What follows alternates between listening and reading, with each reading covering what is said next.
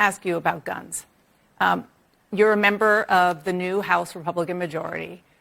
Are you collectively, House Republicans, telling the American people that mass shootings, including of young children, is that just something that's going to happen and you're not going to make any moves at this point to try to stop it when it comes to the House of Representatives? Yeah, well, not at all. Look, and I think we do need to have a real conversation about what's happening here. And what I've long called this is a sort of social contagion that's occurred ever since Columbine. This never happened before Columbine. But then Columbine happened, and it was very famous, and it sort of opened the door for very, very disturbed people, whoever they might be, to go in and commit these kind of dramatic, randomized shootings as their outlet for their own evil and crazy. That's basically what's happening. So you've just... Now, because it's so random and unexpected, it's hard to prevent. Because they seem like they happen a lot, but they're still anomalous events, and they're very difficult to build a pattern behind. It's not like criminal activity, which you can target and prevent through law enforcement. This is harder. It doesn't mean there's nothing we can do.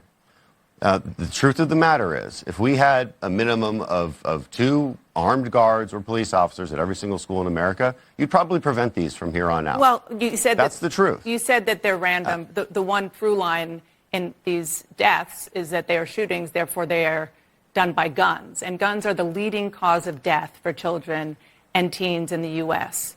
So shouldn't helping save the lives of children be a top priority for you as a member of the House majority?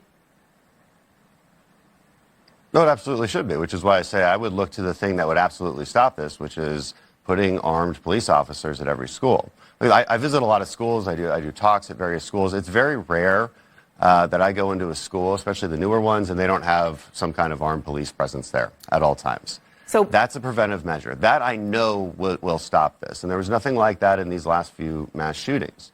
There's no armed guards there. So the answer is if I'm just looking for actual solutions, that would be it. So the answer is more guns. No, the answer is armed guards.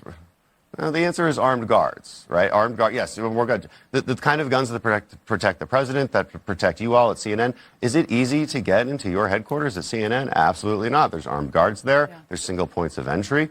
I think we should look at our schools as a place that is precious and have the same kind of security that your corporate offices do, that we do in Congress.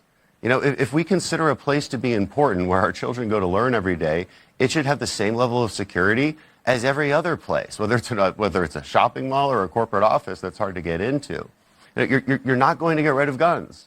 And I'm not going to say that people can that law-abiding citizens cannot defend themselves anymore and exercise their Second Amendment rights and think that's going to stop mass violence. People will figure out other ways to commit mass violence once they've unfortunately reached that point in their life. It's tragic and it's sad, and a lot of people, we don't understand what's happening, what's inside their heads.